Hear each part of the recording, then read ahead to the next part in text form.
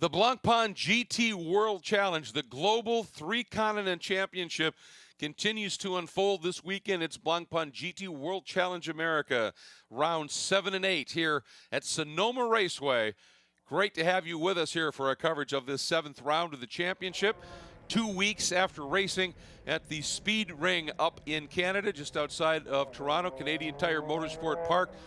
Teams made the long trek to the west coast of California to wine country, and this track about as different as it gets. Challenging, difficult to pass on, but this one is a huge technical challenge, and there's no better way to get a look at how this track presents its challenges than with America's only Porsche factory racer, Patrick Long. Welcome to Sonoma Raceway. I'm Patrick Long, driver of the 58 Wright Motorsports Porsche GT3R. This is one lap of a technical, bumpy, and old school racetrack. I love it. Turn 1, big bump on the outside. Some of the drivers hold it left here. You're fighting the car up to turn 2, second gear. Watch your throttle down here. You don't want to burn up your rear tires. It's going to be a attrition and game of preservation and tires. This is 3 and 3A. Very little braking. Completely blind here. You don't know where the end of the road is until you're there. Rush down into turn 4. Second gear, breathe the throttle, be patient on throttle. Again, build your speed back up, flat out through turn 5, approaching the carousel. Again, completely blind as you shoot over the corner. It's over 120 miles an hour, a little bit loose oversteer on the way in. You're building your speed, third gear, gonna shift up to 4th and enter the back straightaway, which is part of the drag strip here at Sonoma. Now we're veering left, which is new this year. You'll see some dark patches here in the brake zone. Those are extra little pockets of grip. Bottom of second gear, very, very slow. This is 50 miles an hour. Some are using first gear here as we build through turn 7. Now we're going back into the fast, high-speed switchback section. Turns 8A. Quick, 4th gear, 120 miles an hour, shifting up to 5th. Sometimes this time I'm going to stretch 4th all the way down into a very tight technical corner. Turn 9, it's a hairpin, very difficult to pass here, but you can set your competition up here as I close in on our sister car, the 91 car, through turn 10 flat out into the final corner, which is turn 11. You can really get in deep and late here. You have to kind of square off the exit. You'll see me pull all the way down into the apex curve before I go to full throttle, and then it's all the way out against the white wall.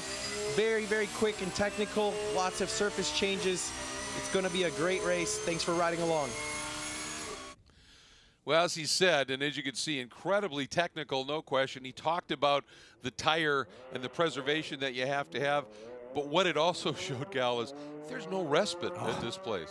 You're up on the wheel. It's a busy, busy lap, and you're holding your breath a lot around this racetrack. His teammate there, Scott Hargrove, a really nice qualifying run to put that 58 Wright Motorsports Porsche on the outside of the front row, but the championship leaders, Miguel Molina, laid down a lap. His teammate beat it in the second qualifying run, but that was not enough to beat Matt Campbell. Yeah, very true. Campbell in that second qualifying was just spectacular in that car, the number 91 Wright Motorsport entry, but just a fabulous job by Miguel Molina. But again, the Wright Motorsports team, you know, they had that great qualifying run, obviously, at the race at Canadian Tire Motorsport Park. Didn't quite pay off for them, but we've been talking about Matt Campbell and how impressive that young man has been. And Ryan, he has lived up to the billing, hasn't he? Yeah, he's been great starting at Bathurst and then here stateside as well. Pole for race 2. Quite a lap from you this morning. Anthony starting the car here in race number 1. How good is this race car? Yeah, look, so far so good. I mean, we're really happy with the car performance, and certainly over practice we didn't get an opportunity to run green tyres. So to get that much performance out of the car in qualifying, we were really, really happy, and obviously starting off pole with Pro-Am is fantastic. So really looking forward to the race now. What has the message been to Anthony about the start of this race, making sure he's got tires under him for the full stint? Yeah, for sure. I think this is the biggest part of this race. I mean, just managing the tires. Obviously, it's quite hot today, and the track is very abrasive. So, you know, getting through the first lap and then just setting into a rhythm and just being as smooth as possible and looking after them rear tires, because it's going to be a long day. Thank you. Cheers. Thank you very much. Yeah, he's something special, isn't he, Matt Campbell? Just incredible what he can do behind the wheel of a car. And the interesting thing is, obviously, you get that mid-race mandatory pit stop, so there is a tire change, so you don't have to make the tires last for 90 minutes. But with the speeds and the loads that these cars run, getting the tires to last 40 minutes with this track service is going to be a challenge. It is, and we talk about the undercut and the overcut in terms of when you make the pit stop. Right. I think if there's high tire deck, you should see a lot of drivers diving in early when that pit stop window opens to get a fresh set of rubber on, get the delta in lap time, build the gap, get the track position, and then live to fight another day in terms of guys on fresher tires coming on later at you. So look for that to happen today. That's a good point, because here more than anywhere else possibly, if you pit early, come out on the fresher tires, the laps you put in while others are out on badly degraded tires can be huge. Huge. Yeah, it can be 2 seconds a lap. So wow. you got a 10-minute window. It could be. That is significant. Could be 10 seconds right there. Good run here as well for the 04, the CrowdStrike DXDT Racing entry. And nice to have this car from Global Motorsports Group, James Safronis, and a Porsche factory gun brought in for this one as well. Dirk Werner going to be driving the car in the second half of this race and starting the second race of the weekend. So again, James, the most experienced driver in World Challenge competition here in the field by a bunch, well over 200 starts. And it's great to have him on the grid.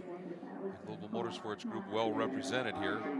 On the pole in the AM category, I think, or the Pro-Am category, is a big story in the fact that Brett not able to make the event here for a couple of reasons. They asked Mike Hedlund, who hasn't, he said, I haven't driven a race car since November, puts it on pole in Pro-Am, and this is a pretty trick piece of equipment to just hop in and get that kind of performance out of. It really is, and he hasn't driven anything since back in November. He does have some GT3 experience. Remember, a couple of seasons ago, he ran with the Capex team with the McLaren, so he's familiar with GT3 machinery, but to step up and belay lap times that are so close to his teammate, Dane Cameron, who's had a big few weeks here, winning a bunch of races. It was a mega performance by Hedlund, and he'll roll off the grid in 6th position overall and leading those Pro-Am runners. Yeah, very impressive run he put in, putting in a 1:38.8 to grab that pole position. In fact, out qualifying Wolf Hensler in the Allegra Motorsports Porsche. That says something in its own right. And then Anthony Imperato, who was the co-driver with Matt Campbell, did a nice job in qualifying in his own right, qualifying second in the Pro-Am category, 8th overall in the Wright Motorsport, number 91, until Bechtelsheimer, who's just been impressive this year. We've always known he's quick, but he's just continuing to impress in the number 5 Gradient Racing Acura, 3rd in Pro-Am, Safronis 4th in Pro-Am, and then rounding out Pro-Am, Martin Barkey in the Racer's Edge Motorsports Acura. As we take a look at the lineup here, you see Daniel Morad in the Allegra Motorsports entry. We'll be starting in the 5th spot. Continue to head down through the grid, but you surprised to see the Bentleys sitting there sweeping the second row? I mean, there was some speculation that how good are they going to be here? We knew the new gen much better than the old one, but was it going to be this good? Boy, they showed something, I thought. Yeah, they did, and I think over the practice days on Thursday and Friday, no one really knew what everyone had, because everyone was on different tires in terms of stickers or non-stickers and well-worn tires. So I think there's big question marks rolling into this morning's qualifying session. Bentley, everyone thought were Capex. It's their home turf. They should know the racetrack. They haven't done a ton of testing here, talking to the team. They did some shakedown with the car earlier this season, but even so, they were very fast here on Thursday. But when everyone stickered up, like Matt Campbell alluded to, when everyone stickered up, there was some big performance gain there, and it was really realizing that and making it happen. That first sector that Matt Campbell put together was really the lap right there. Oh, it was he unreal. had a huge margin over everyone else, and just total commitment, and the car stuck.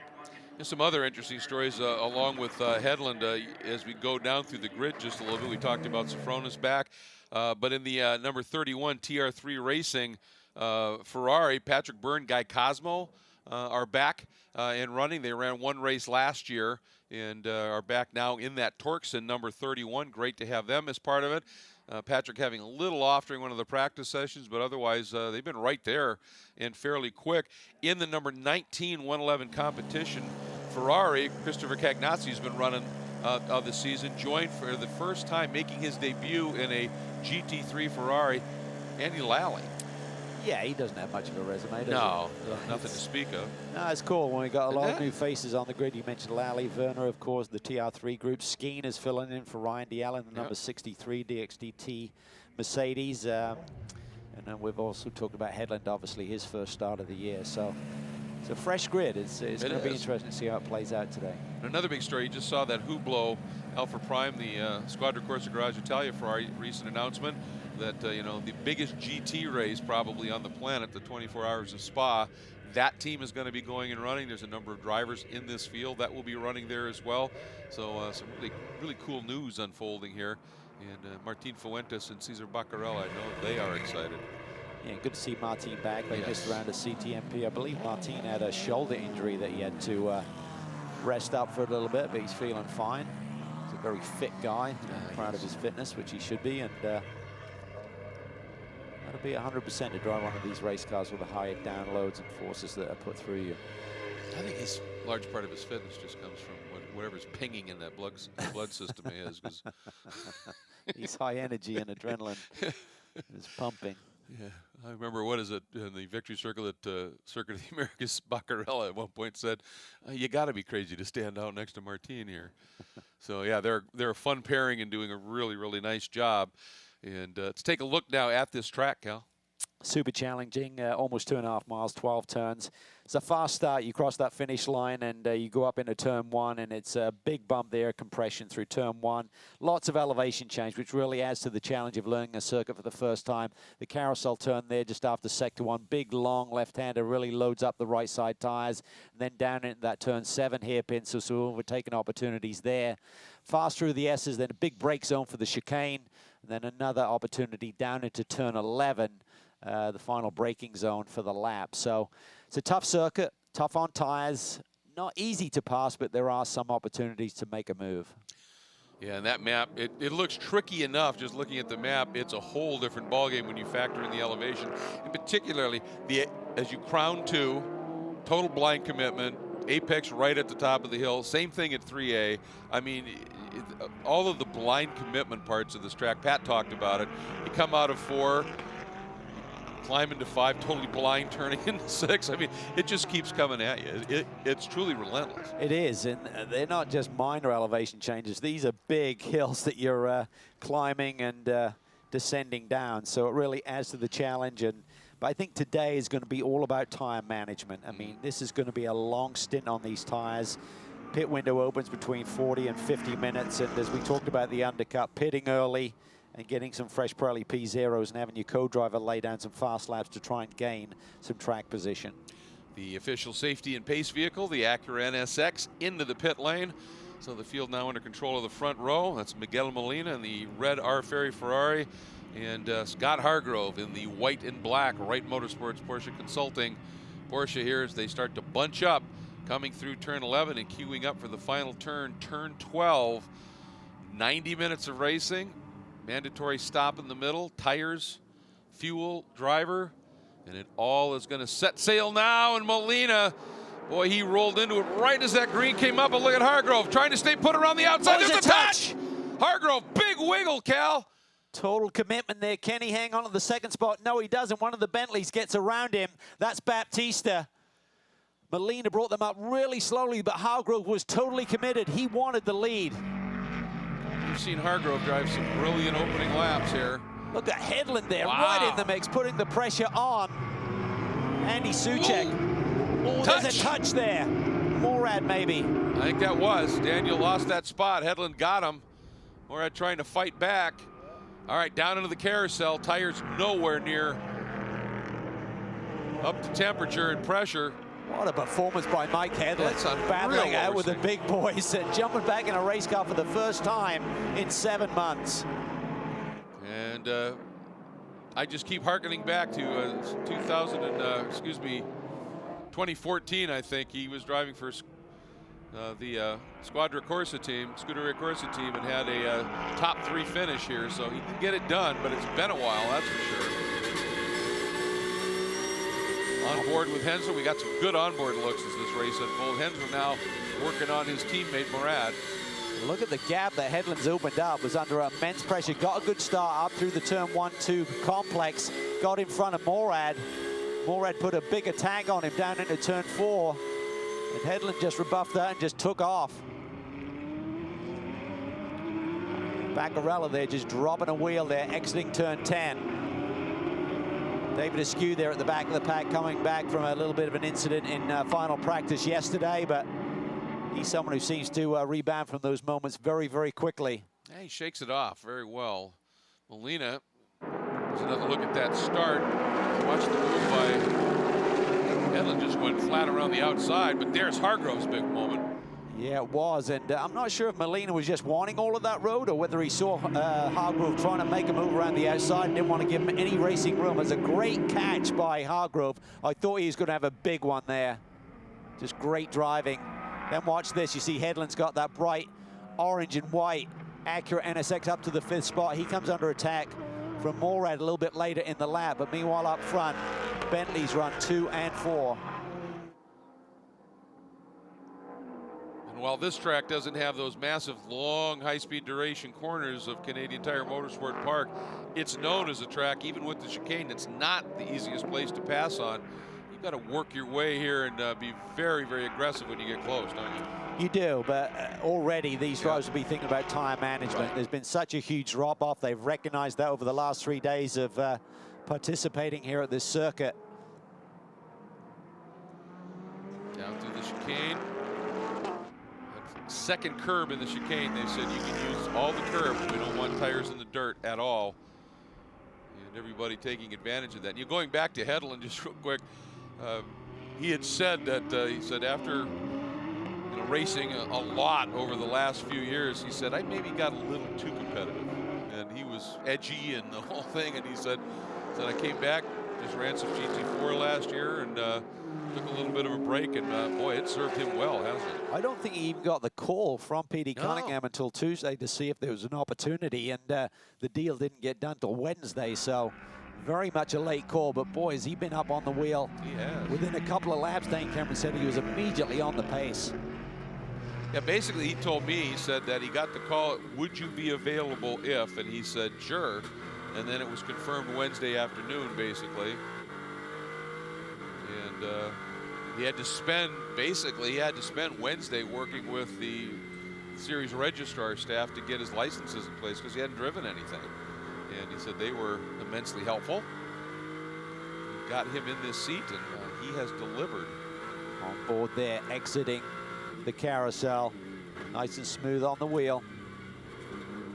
I think one thing that may help is that this is such a low grip circuit. When you get thrown in at the deep end like this, these GT3 cars on a high grip circuit take a tremendous amount of commitment. And I think that may have eased the path for Mike Headland to get up to speed here.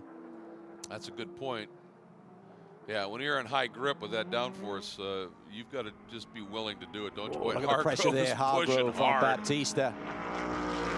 Going to get a run to the inside. Baptista's going to take that inside lane. Hargrove still, oh, that was tight as he swings back across the bumper of the Bentley. He's going to try and, if he can stay to the outside, tough to do, isn't it? Yeah, watch Soucek there. He's going to try and take advantage of this battle in front of him. Hargrove is just super aggressive, a real amazing young talent. Yep. Porsche looks quick. I think he's maybe frustrated by the pace of the Bentleys around him, that he could be a little bit quicker in chasing and harrying the lead of Molina. I think Hargrove, last time he's raced here before was, I think, 2014 in open wheel. And of course, Baptista raced here a couple of years ago, but it was a GT4 Porsche for Flying Lizard. Well, any track knowledge here is super important. Yes. It's just hard to learn a circuit, as we said in one of the earlier races, when it has a lot of elevation change. That adds to the challenge. Porsche's here looking a lot more competitive than we saw up in Canada.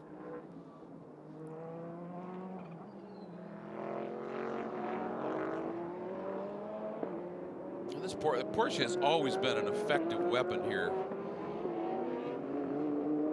Boy, that Ferrari, we've talked about it many times. It just doesn't seem to have much of a weak spot at any track. It's always in the hunt. And if it gets out front, it can lead comfortably, can it? Well, Molina's laid down a lap at 140.2, which is about 6-7 tenths clear of the field right now. And doesn't set you good for tomorrow, but be surprised if we see anything like that in the later going, particularly as you seem to just lose a little bit of a percentage of grip each lap you run here. Right now, everybody up front is running in the 140s to 142s. It'll be interesting to see when we see those start to drop relatively significantly. We know it's coming at some point, don't we? Yeah, and let's not forget Matt Campbell had a pole lap in the 136. Yeah. so they're running 4 seconds off that pace right now. You know who else had a really nice start was James Safronis. Yes, he did. Second in Pro-Am, 8th overall right now. Got around Bechtelsheimer and Imperato. Yeah, started 10th overall on the grid, so it's a great start for James. Got his family here, as you would expect, California-based.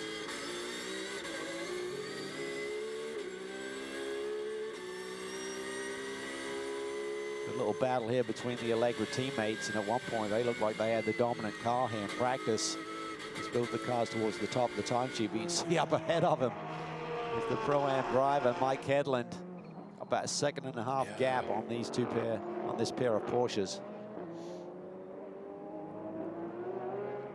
Once again, I mean, this is where it's interesting to figure out here what's at play, because we really don't know what the strategy is for these. Are the Allegra boys, are they capable of much quicker speeds and are just looking to preserve tires?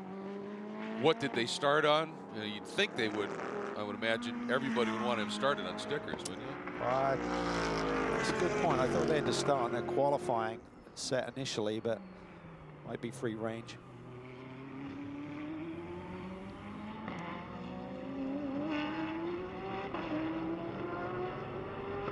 Hargrove gets the power down in that Porsche so effectively. Yeah, he really does. Just a different configuration race cars, obviously. Yes. The Bentley, the motor up front, Porsche pretty much in the back. One thing we've seen is when we were up watching the Porsches, once they come over those rises, if they've made the approach right, they can pick the throttle up so much sooner with that engine right like that. Look at this move. Beautiful if it sticks. Look at that. Baptista fighting right back around the outside. Smart driving, though. Just smart driving by Baptista. Didn't try and close the door. Recognized if I can just hang around the outside, I'll then have the inside for the carousel. Beautiful piece of racecraft there by Rodrigo Baptista. Well, he has proven that he is just an exquisite talent, hasn't he? Yes, he's a quiet young man, but he does, as we've said many times before, does his talking behind the wheel. And he's one of the drivers that will be competing in France for the 24-hour race next weekend. So it's a big month for a lot of these drivers here.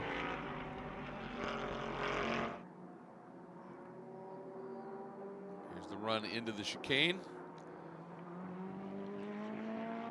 So easy to overshoot. Again, this track in so many different ways is often about patience, isn't it?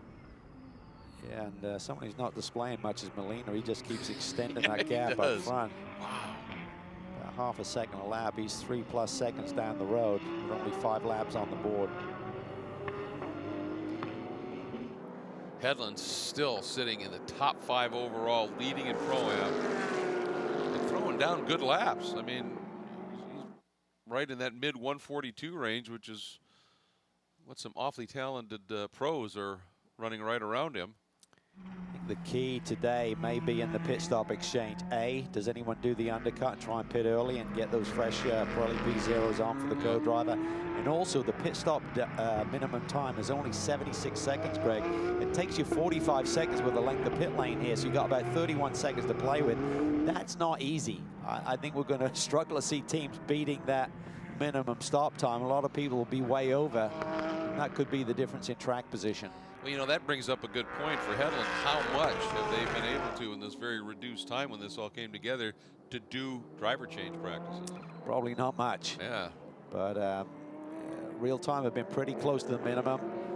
But if they can tighten that up any without a wheel issue at the last round in Canada that cost them quite a bit of track position. The Acura NSX does now and again seem to bind up a wheel when you're trying to do that quick change. Hargrove right back on the tail of Baptista. And Hargrove gets through turn 11 and just gets the launch out of that corner. It's just exceptional.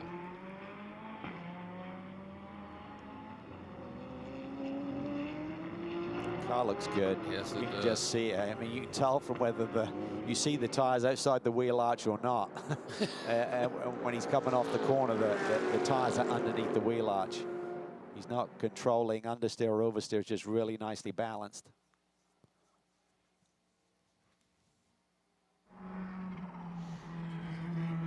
One of the nice things, I mean, we've talked before about how aero-sensitive these cars are. Well, there are parts of this track, like going back to watch this move, you can make a move like that because your speeds aren't so high that you're just massively dependent on the aero, right? Yes, that's exactly right. So just smart driving there. I mean, Scott didn't overcommit. He just got it down to the inside. Probably felt like he had the position won.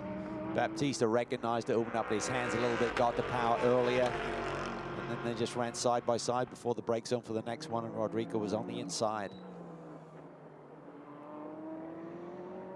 Wide by Baptista. He's running that big radius. Yeah.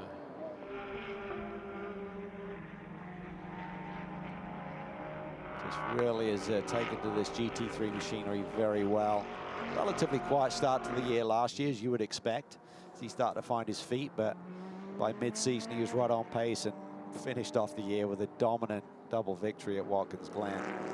Had to put him in great shape for the offseason to build that confidence factor coming into 2019.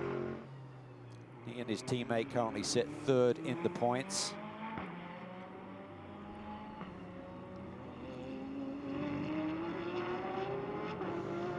What a great duel this is. Again, Molina just continues to throw down very consistent laps. 2, 3, 4 tenths quicker than anybody else. He's up to a 6-second lead. Look at Things this. are getting a little more intense on Headland now, isn't it? Yeah. Murad got through on him, actually. Yeah, he did. He's Headland's the meat in a Allegra sandwich right now. Here's the number 24 of Hensler. Would like to be able to slide through. And then this little scrap here is Safronis now has Imperato in the number 91 Wright Motorsport Porsche. Starting to feel his oats a little bit here.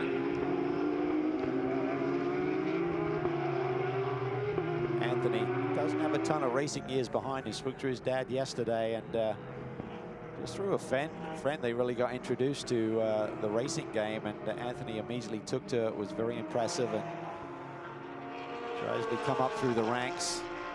And he is quick. He's generally up on the wheel and a quick driver. Well, we saw him, he made a couple of starts last year, and was in the AM category, and oftentimes, maybe one other car in the class.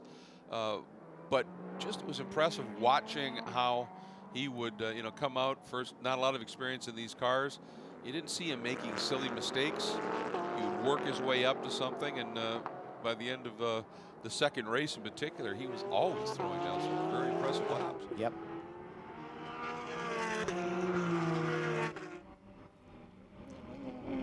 So right now we've got Molina out front, but Baptista sits in second, Suchek sits in fourth, and Ryan Marine sits with Darren Law. Yeah, stands to be more accurate. Darren Law. Rodrigo is doing a tremendous job trying to hold off the Porsche behind him. How impressed are you? This young guy just seems to get better and better. Rodrigo, he's the real deal. He's had an amazing climb through the ranks. He started with us in GT4, and he's showing why he should be a pro and why they moved him into the pro ranks. He's doing an unbelievable job in the car. Talking to your drivers coming into the weekend, they maybe weren't all that confident that this racetrack would suit this race car. Were you surprised to lock down the second row in qualifying? To be honest, yes. Some tracks play to our strengths and some don't. We knew we were going to be at a little bit of a disadvantage here, and we figured it would be a Porsche Ferrari track, which showed in qualifying. But the real thing here is going to be the degradation of the tire. This is a long race. It's hot. We're not sure how everyone's going to fare in the long run. Now, you anticipated my next question. Do you have a sense for how the Bentley's tire degradation compares to the rest of the GT3 field? It's really hard to say because when we do these events, you have to carry over a tire from the previous event for practice, so you don't get a lot of runs on a fresh tire all the way through. So a lot of us ran on old tires. It's hard to say. you know, how we compare to everybody. We know we're going to degrade, and based on the GT4 race, which we saw before this, I mean, those guys were losing 3 seconds over the course of a stint. So it really depends on setup and how well we can hang in there, and traction control and all those things that help save the tires. Sounds like we're all going to find out together, guys. Yes, it's going to be, it'll be interesting. Thank you. It's going to be fascinating. You're absolutely right. We just don't, as you said, don't really know, and you don't really know what the other guys have planned, etc. So it's a little bit of a dice roll. We saw the number 63 of David Askew sideways in turn 11, and I thought I saw some fluid down as well. Looked like there was some smoke coming up from the front of the car. So that's a car that's been through the wars a little bit this weekend. Had an incident up through the turn 1 area yesterday where that big compression is, the big bump. Team Rella will get it sorted out last night, get them back out for qualifying this morning, no problem. Hargrove's car just looks better. I think if he had the track position, he'd be not losing the amount of time to Molina that the group is currently. So that little aggressive nature, I'm not putting any fault at Scott Storr, but the fact that he was going for it on that opening corner has really cost him in the long run here, because I think if he was in front of the Bentleys, he may be hanging on to the Ferrari a little bit better. And that deficit now is 8.5 seconds. So Molina, again, every lap he's turning, it's a low 41, and everybody else is in the 42s. I mean, it's just remarkable what he's doing here. Can he maintain it? Well, that's yet to be seen, obviously. A lot of racing yet to go. But yeah, you're right, watching, especially through the chicane there. And you would think so. I mean, the Bentley's a little bit longer wheelbase, a little bit bigger car, but that Porsche just looks a lot more nimble through there, doesn't it? It does. And when you look at Molina, he has the pace, you know, 6-7 tenths quicker than the rest of the field. His drop off right now is only 1 second. The rest of the field is less second and a half on that previous lap. So he's maintaining it better as well as having an advantage. Boy, Imperato attacking on Sofronis. Just saw it at the top of the screen here as we watch Hedlund still leading in the Pro-Am category, but Hensler continues the attack as we hop on board with Wolf. Just so impressed with Mark Hedlund this weekend. It really is.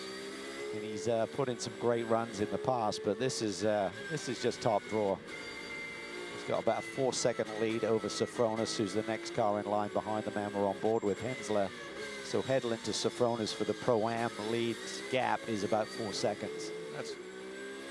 You're talking about the guy who's the most experienced driver in the field in this category here in Sofronis. I just love the fact he wasn't intimidated on the opening lap, like made the moves, and then Daniel tried to put a move on him. Said, I'm not taking that.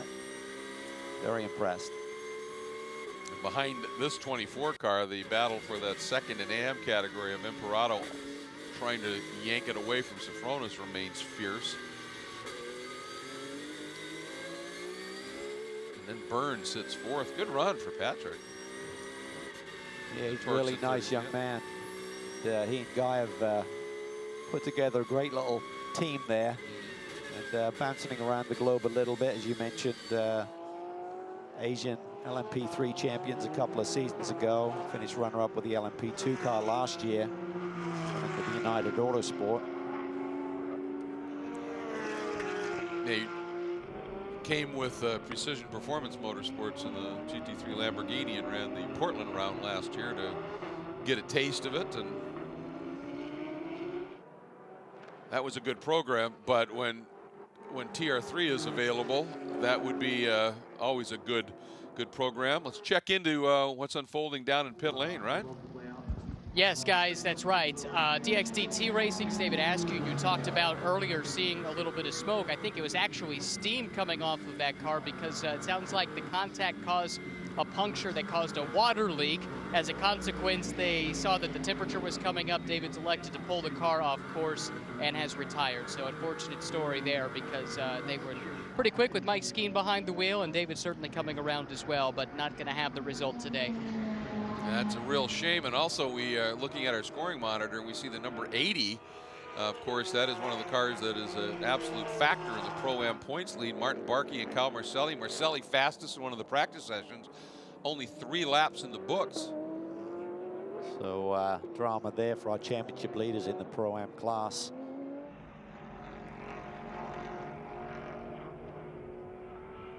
Headland continues to hold down that 6th position overall and leading in class.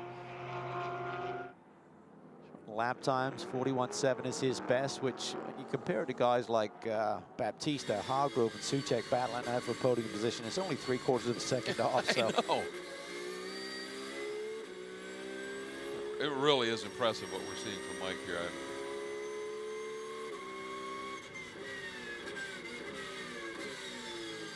The key to me is not so much just running the lap time, it's withstanding the pressure and not cracking. Yes. When you got someone like Wolfie behind you. Or when you got somebody like Hargrove behind you. But we know Baptista is that good, but boy, Hargrove has just been relentless, hasn't he? Yeah, and what I find fascinating is that both of these guys are super fast, but there's like a different dynamic. Baptista just looks super smooth, and you just see a sense of urgency in Hargrove's driving. Do you know what I mean? Yeah. Both equally effective, but just watching them, it seems to be in a different way. How much, and this is probably something I should know, but I'm going to confess and follow the sword here. How much open wheel experience did Rodrigo have in his career? Because that's where Hargrove started, and, and you get, that's a different mentality sometimes, you know, that open wheel, it's aggression. I think it is, and I think most of Rodrigo's comes in GT racing over in Brazil and stuff, so different background that may contribute to that somewhat.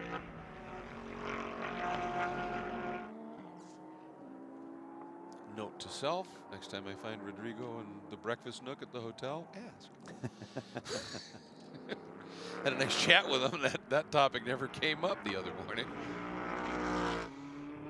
He's based in Miami now for a majority of his racing, competing here in the States, of course, in our championship, but really nice young man. Yes. Molina continues to lead up front, and this is the gap. It's big. And this will really take the pressure off the Ferry group in terms of making that pit stop.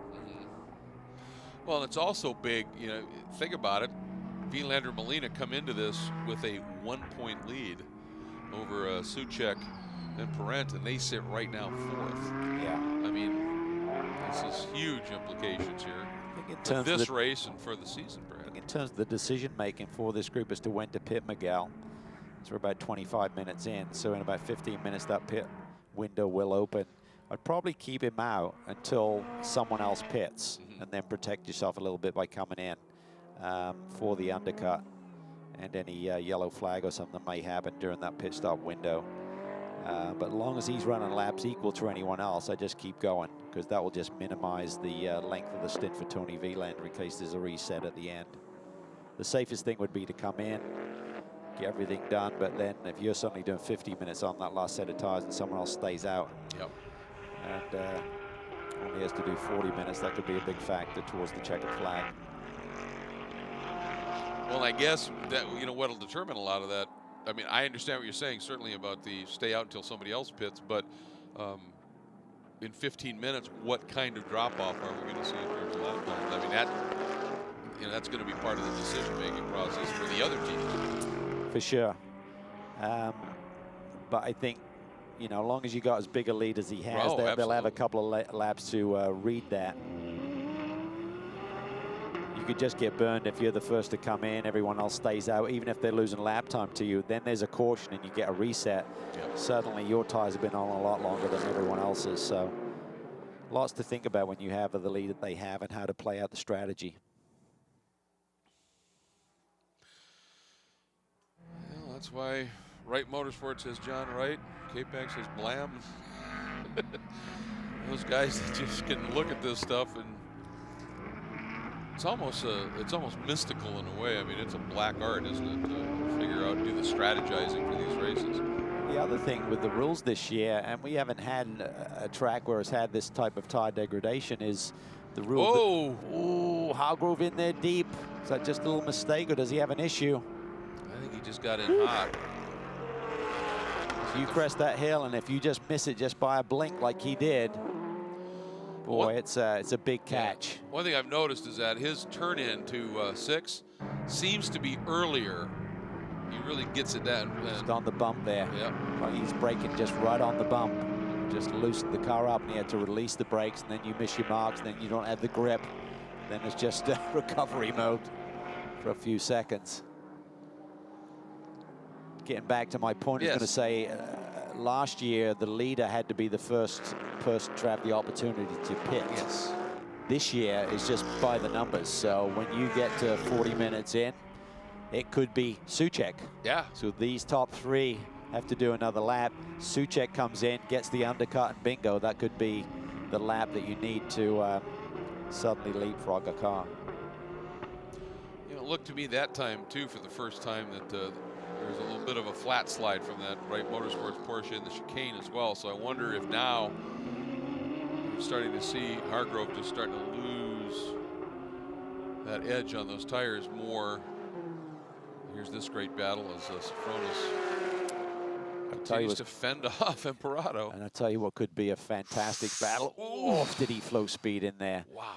What could be when you look at who this top three in the Pro-Am class are going to turn over to. Hedlund's going to turn over Dane Cameron. Sofronis is going to turn over to Doug Werner. Yes. Imperato's going to turn over to Matt Campbell, who laid down the lap of the day in qualifying. So that could be a big, big battle.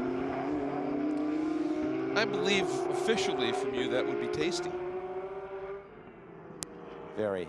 Yes. It didn't take long for James to just sort of settle right back into this GT3 thing, huh? No.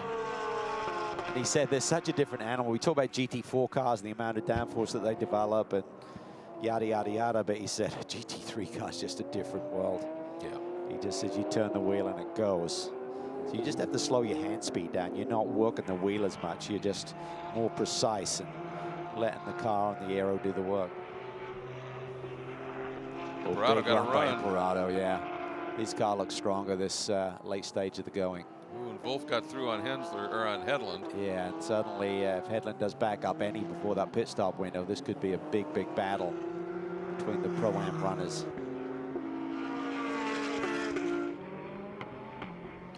You wonder if, since both Morad and Hensler are pro teams, was the real-time crew, was Nathan Bonneau and the gang saying, look, if they're forcing you to push those tires too hard, let them through.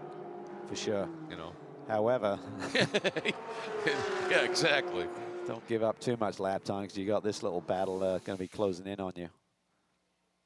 But it's been interesting watching Imperato. Every lap through one, he's exploring a different line about where can I get speed to do something here. Yeah, it's like he treats it like an oval, just exactly running a radius that gives him whatever grip is there.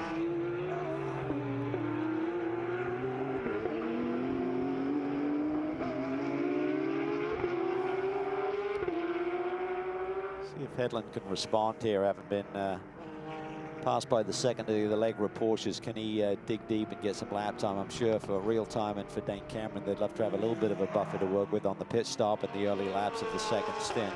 Yeah, he's 2.5 essentially, 2.6 clear of Sofronis right now. And we were talking a little bit earlier about one of the real players in the Pro-Am Championship, the Racers Edge Motorsports Acura NSX, Martin Barkey and Kyle Marcelli. And Ryan, they haven't turned a lap for a while. What's up? And not good news, unfortunately, guys, in what has been just a great start to the season. John Maraki, the team owner, unfortunately joining me now and talking about something we'd rather not be talking about. The car is behind the wall. Tell us why. Yeah, we early there in the race there, we had some contact. We ran into the back of another car, unfortunately, and it did enough damage. We hit hard enough that it actually broke the radiator, punctured the radiator, so we lost coolant, and then the engine got kind of hot. So we had to park it. We cannot fix it for the duration of this race, so we're out of the race. But we can fix it for tomorrow. We'll be out tomorrow. And the good news is the car has been fast all year. It was fast in the practice sessions. What's your level of confidence going into race 2? Oh, I think the car will be as good as it was. I don't think we'll lose anything with the repairs. So we just have to do the repairs and come out with the same car we had and do our job, and hopefully we'll stay out of trouble tomorrow. A tough break today. Thank you. Thank you. They came in here with a 23-point lead in the championship, so they have a little bit that they can give back, but you don't want to. No, and to score points, you have to do 75% of the race distance. They're not going to get that, so it's going to be a 0-point score, and it's only the top 10 that gets points anyway. So there's Carl Marcelli. He'll be frustrated to not see action, as will Mike Skeen, who was supposed to co-drive with David Askew today. So two of the top pilots in the paddock not seeing any race action. Some traffic here. Safrona's working by the number 99 of Alfred Caiola, one of the 111 team Ferraris, getting through clean. And I was going to say, and you look at that in terms of points for Barkey and Marcelli right now, their best friends are Hedlund, Safronas, Byrne. Yeah. Everybody who are not full season competitors, and a lot of them are running well up in those points. Yeah, because second in points is Bechtelsheimer, so he's run 5th right now. Co-driving with Mark Miller once again this weekend. Had that great victory at CTMP. So Hedlund had responded, ran faster laps than these two Porsches on the last lap. So after getting passed by a couple of pro Porsches, he's responded to the attack from these two. We're kind of keeping an eye on what Hargrove's been doing. I was wondering if maybe the silver lining to that moment and him dropping back of Baptista was getting a little cleaner air on the nose and being able to maybe preserve those fronts a little bit better as we finally get a look again at Miguel Molina. It's the one downside when you have such a dominant run like this. We don't see a lot of it. That's right. And but what a run he is doing in this Ferrari of Toronto, Alberta, and Ontario Zeckelman Industries machine. I'm not sure he'd tell us, but I just wonder whether he knew Hargrove was to the right or whether he just intended to take that wide line on the opening corner, because he definitely didn't give Scott a lot of room there, and I'm sure Scott will not be super happy about that if he decides it was option B. Yeah. Thought I just saw a little wiggle from the number 3 of Baptista in a spot you don't see it real often, and that's the 7A run up into turn 8. Suchek there has dropped a little bit of ground. I'm not sure if he had a slight off there. And behind him, here comes Murad and Hensler. I'll tell you, Daniel was in his element at CTMP. He had a bunch of friends there, and there's this almost cult following of his that's developed up there. And one of them, they had a van that they had painted up in the Allegra colors, that they had chairs up on the roof. It was just hilarious, the whole program. They had pictures of it, and he was enjoying it. And I think he's good for him. He's just, because for a while there for Daniel, it looked like maybe his racing wasn't going to continue. Right. And he rebounded and has proven to be as quick as he ever was, and it's nice to see. Even has his own line of hats. Yeah, and they're pretty cool stuff. They are. Muradness.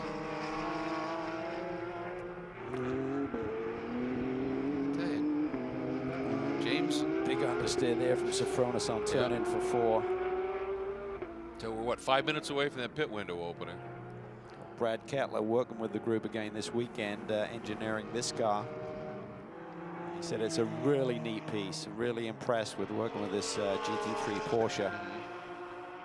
Brad, so much success with Audi over the years, running with the champion racing team, and then firmly ensconced in the Audi Sport team with so much success at Le Mans over the years at the prototype level. Yeah, Brad is a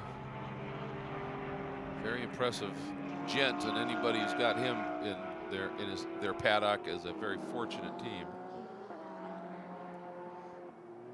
And one of the things with this GT3R, the new generation of the car, with one of the big things, when I was talking to John Wright early in the season, he said it's the first 911 platform car with an actual, whoa, way wide. Yeah, Safronis really struggling to get the car turned in right now, so if he's had an understeer imbalance, he may started to have literally grind those off. Yeah, that's a good point.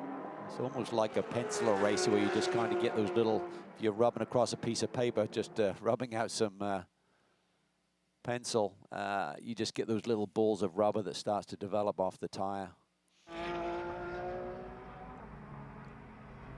And all you can do at that stage is actually slow down a little Slow bit. down. Yep. That's the only option you have.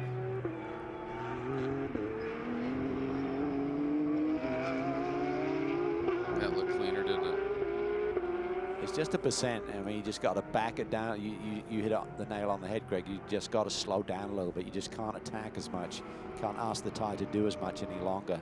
So just back it all down. Just lead it into the corner a little bit earlier and softer. Learn that in driver's school. Where they Tony say Vilander ready to go.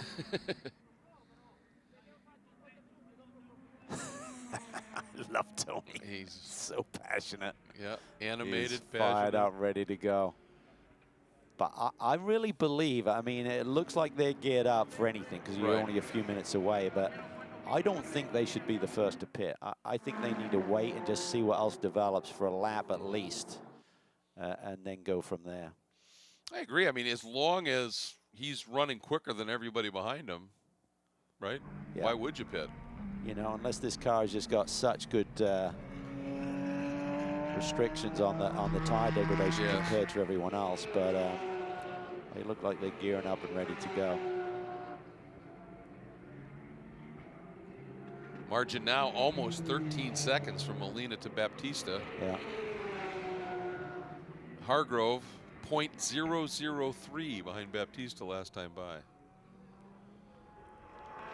That's close. The gift of understatement. Yeah. Of course, the other thing that plays into your decision making is traffic, but that was Milstein in the number 38, and let Molina slide through. Didn't affect him at all. Milstein in the K2R Motorsports Blue Water Performance Group Porsche. So I think for Molina, it's going to be finish this lap, and the next lap he could probably come in. Should be within the window at that point.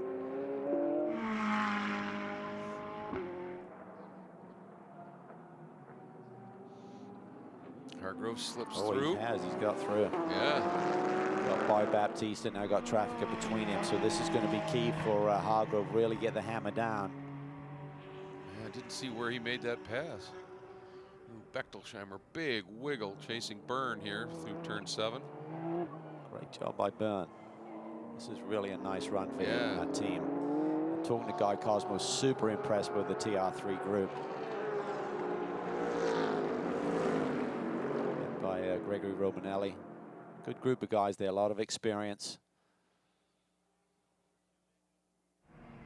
Okay, pit stop window should be open for all the leaders next time. As you see the clock winding down at that 50-minute to go mark, 40 minutes in. Nice job there by Henry Schmidt, the 87 Cameron Racing BMW. When that traffic came up, he did everything he could to not hold anybody up in this queue coming through, and didn't really affect things too much at all. And at the same time, didn't do that, let me help you through and go right where I wanted to pass you. Yeah. Either. It was very heads up by Henry. You can see the way that Hargrove has taken off. I really feel that opening corner has really set up this race a little bit, both for Molina and Alfieri, and also for Hargrove and Wright Motorsports in terms of what the gap would have been, and totally different dynamic now. It's tough to pass around here with savvy race car drivers who are not making mistakes like Baptista. Yes. Well, and Hargrove just ran a lap almost identical to Molina on that last lap, which shows you the speed that he confirms exactly what you were saying. Second clear of the Bentleys. Yep. I would think we'll see one of these Bentleys dive in.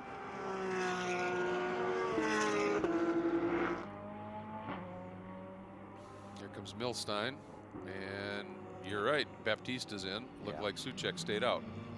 Yeah, Molina stayed out too, so this will be the key for Soulé, who gets the first shot at some fresh Pirelli P0s. You said it's 73? 76 seconds. 76 seconds. Yeah.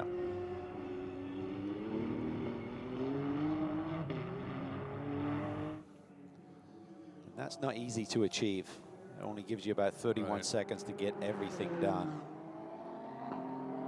there was a bit of a miscalculation initially. They thought it was about 41 seconds to reverse down pit lane. It's actually about 45, so, but they didn't adjust the minimum stop time, so that just puts more and more pressure on the crew. Or if you can execute a great one, really gives you the advantage. Soule in there, ready to go. Right-hand drive Bentley, of course.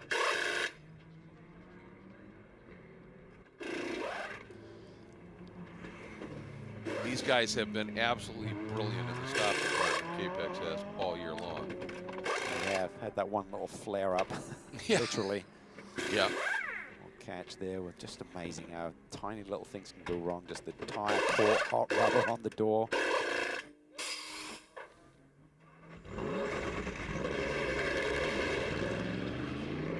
And that pit stall they have where you can see how close they were to the end of it. That was one of the things that they were addressing in a lot of the driver meetings. Was they said, you've got to be very, very careful because there's virtually nothing from when you release this. Molina's in. Yeah, you had to respond. Yes. I think this is the perfect way to play it. They could have been in and they elected to wait that one lap. It had been a lot tighter. We didn't see where Molina was on the racetrack when that window opened, but I think he was good to come in the previous lap, but they waited for one of the other leaders to come in.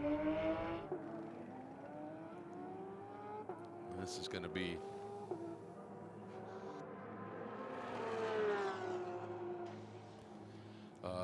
going to be fascinating to see. Now, of course, they had a sizable margin.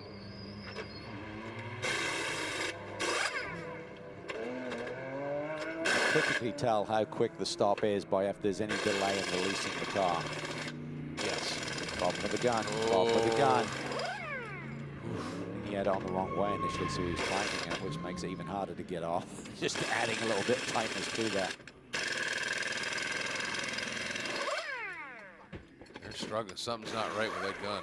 Yeah, this is not going to be a clean one. I would imagine once they've finished this tire stop, they'll just send him. This hasn't been their forte. No, it hasn't.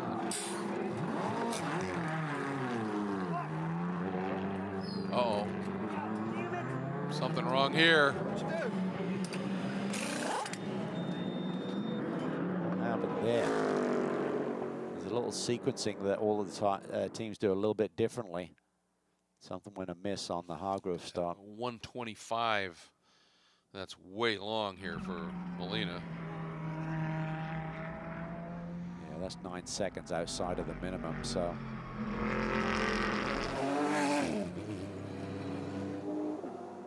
This should put Soule way closer to Vilander than he had any right to be.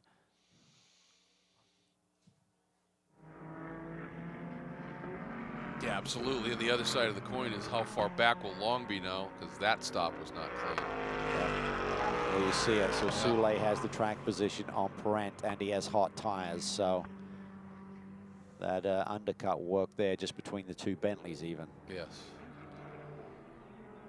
And there you can see he's closer to Vilander than his teammate was. Not getting all of the information on the timing screen, unfortunately, on this pit stop sequence to give you the full insight.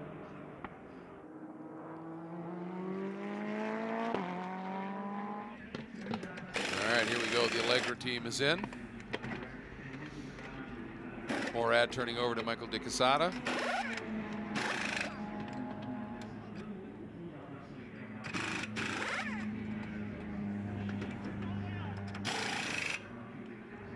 See how much cleaner this tire stop is than the Ferrari one. Yeah, or the 58. That was the one that surprised me, because at one point they had that no tire on the right front while they were working on the right. It was just strange. Almost as if maybe a wrong tire had been grabbed. And they dropped and went right away, Cal, so that had to be tight too. Yeah. Well, there wasn't much margin, period. I mean, No. It was almost a time where if you did the perfect stop, you go. Yeah. So,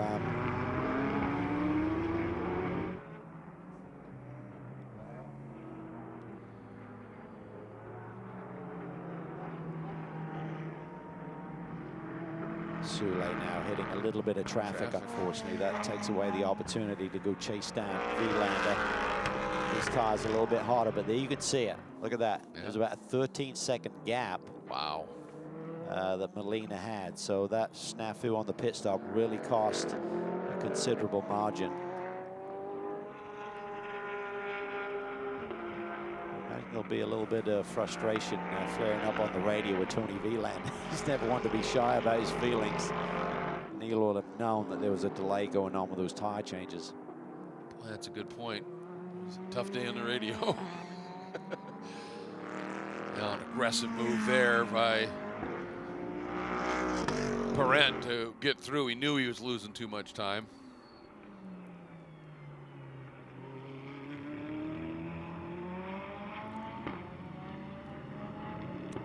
Second in the championship chase coming into this round, 1 point behind that Ferrari that's leading. Baptista and Soulé run second on the road, third in the points.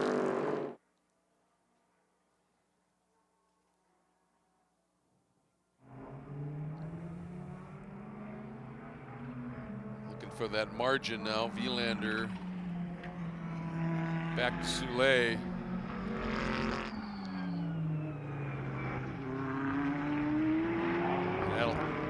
You can see it right there. I mean, that stop cost the Ferrari team huge. And one of the big keys on that, Callis, it's going to obviously give them. They had a huge margin to be able to baby tires as well if they needed to, and that's gone. Yep. Changes. You can have the perfect race going on the racetrack. You get the pit stop wrong, that changes everything. That can be very, very frustrating for the driver to manage that. Yep. Keep under control. It's like, hey guys, how did we get ourselves in this situation? On board here with Guy Cosmo, and we've been speculating on what the issue might have been. Clearly there was one in the Wright Motorsport 58 stop. Ryan, what are you hearing? Evidently, the team had placed the wrong tire out for the right rear, and they actually had to go and get the correct one mid-stop, so that should explain the delay there. As for the Ferrari car, the problem, they believe, was that the air gun was not off of the correct setting, kind of like Calvin was guessing, just not all the way to reverse, just not all the way to forward, so it just wasn't giving the full strength, and that's what took so long getting the tires off of the Ferrari earlier.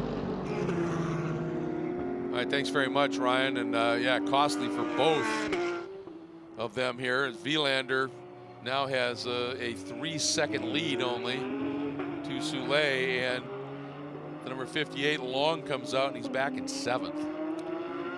Yeah, he's fallen behind Dane Cameron, even, who assumes the lead in the Pro-Am category after a brilliant stint by his co-driver, Mike Henland. Mega job here today, mate. That was really, really cool. Truly, very impressive. Going to be interesting now, though, to see, isn't it? As you pointed out, Campbell's now in the 91, Werner is in the 14. And we've seen the speed that they've been able to put down here, particularly Campbell. Big laps going down too. Yep. Race rubber on these cars. Everyone dipping into the high 39s, low 40 range. Werner just laid fastest lap of the race down at a 39.70. So he assumes that third position. So Campbell is around the 14 car. Both of those Porsches got to try and chase down Dane Cameron in the Acura NSX, but he's laid down a 40 flat. So the pace is there early in the going for that car right now. Spoke to Dane after his qualifying session, very disappointed with the balance of the race car, just said he had nothing to work with. See if they tweaked on it a little bit. Certainly Hedlund did a great job as we now look at Dane here down into the chicane. Key's going to be what's it like on the long run. Hedlund certainly maintained his pace very well.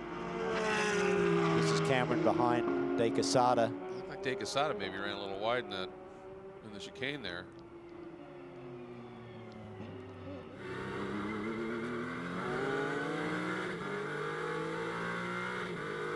Getting a nice run out of 11. This is where it gets tricky when you're leading your own class, but you've got an overall car right in front of you.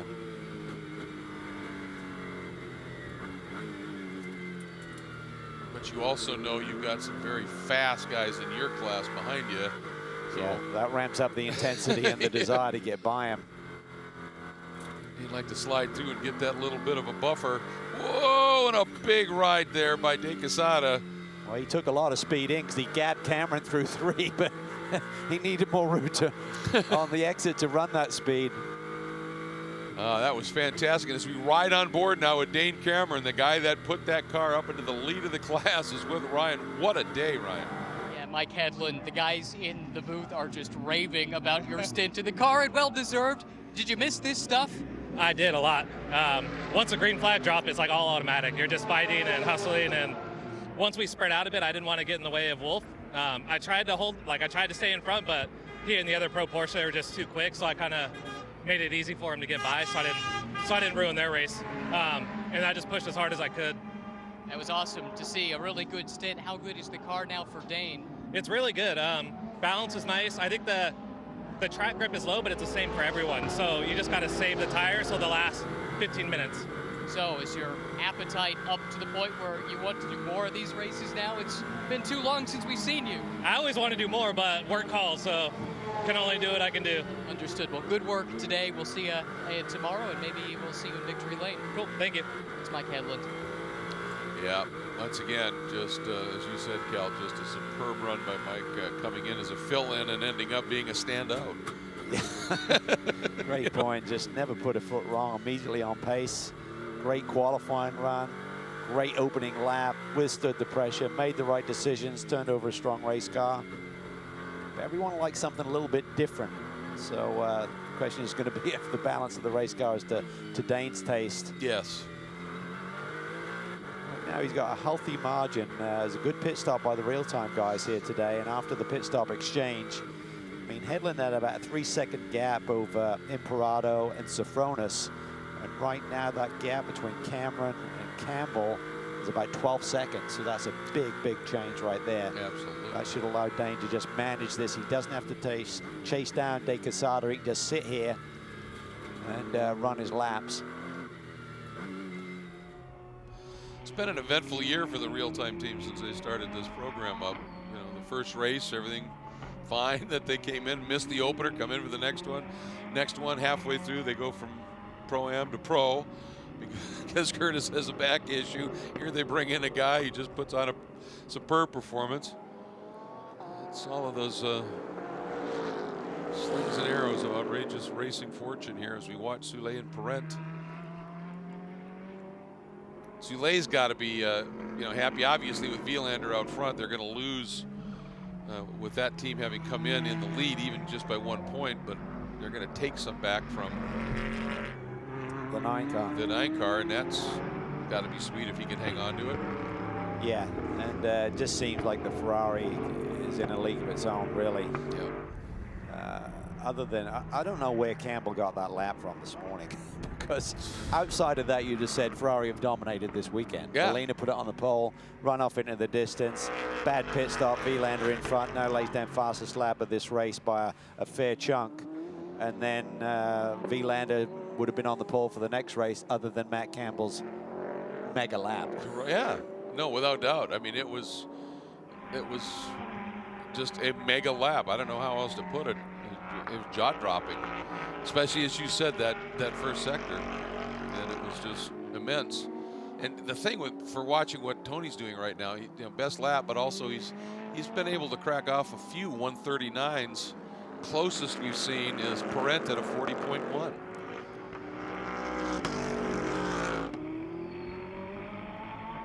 Yeah, it's really impressive, and I just love watching the dynamic and the land. I mean, Vilander is just so intense, just such a unique character, speaks his mind, but I think people respond to that. You know what I mean? I think, you know, I love what he brings to that team and the chemistry. Molina's a lot softer spoken. I think he's more prepared to take the back seat. Got a bunch of fluid coming out of the back of the number 31 Ferrari. Not so much about Cameron being prepared to wait on De Quesada. Yeah. I'll have some of that. Big race for Dane. His dad and mom still live just down the road, so home race for him. Yep. His uncle Steve Cameron competes in this championship as well, and it's home race for them. So this is nice. Got his family out here. It's been a busy racing season, campaigning in 2 different championships. Looking for his 4th win in about 6 weeks. Doing pretty well. Doing pretty well. Yeah, that's a real shame for the 31, the TR3 at Cosmo. We had that shot, and you can just see the fluid coming off of the back of that car. They actually had a really impressive run for coming in mid-season and first time in that program. And look at the back of these guys. Cameron Casada. Long looks like he's, yeah, Long just throwed down a 39.7. So he's getting with the program here, Cal. And look at Campbell, a 39.9 as well. Yeah. Well, we wonder where that lap of Campbell came from. He's actually laid down his best as a 39.5, which is only a 10th off of Vilander. So that kid is the real deal. Yes, he is. And I think we keep harping on about his qualifying lap, but I think he's just one of those young guys who's really give it total commitment, fresh sticker run, low fuel. No one had really experienced that, and he just put it all down there and it stuck. Yeah, yeah. And he grabbed it with both hands. We often joke about it and say, hey, they're young, they don't know any better, but he knows plenty. He's just that good. Yeah, it's impressive. His team lost the final practice session yesterday due to a clutch issue, so that didn't help them work on the setup a little bit. Dean just put down the best lap of the day for that car, 39.9. Oh, you see, that's how this set up. Yeah. Casada, just a big mistake there. Want to give it to him, and Dane's got the run. And Casada's got dirty tires here, right?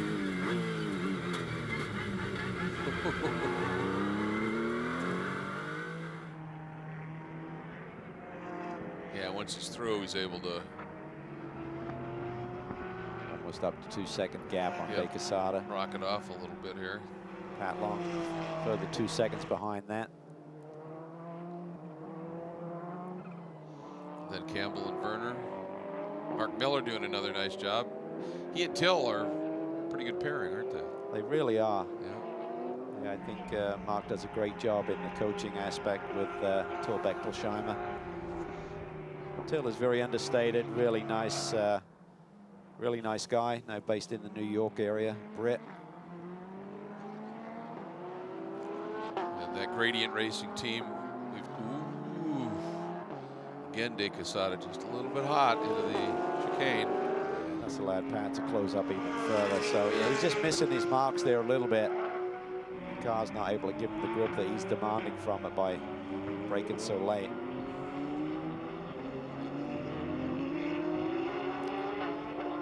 Pat just so tidy, isn't he? Well, it looks tidy from the outside, but when we rode along for the Yeah, that lap. Porsche track preview, it certainly didn't look tidy. It's arms and elbows in a busy, busy racetrack. Oof. Here's the 31 in. Yeah, fluid was coming from that car. That is a shame.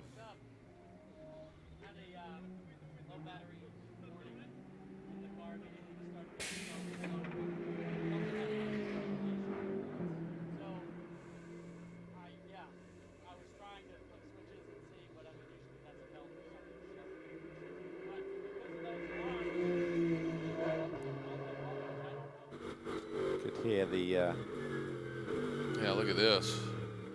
Yeah, he That's was the dropping number 4. fluid.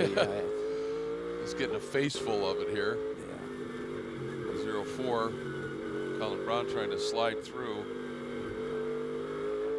We were just laying out there because I think that was Guy Cosmo who was explaining to somebody what was going on. He's talking about a low battery warning. I think he said that generally means it just through a belt or something, and if it's a belt that also drives cooling, Yeah. there you go.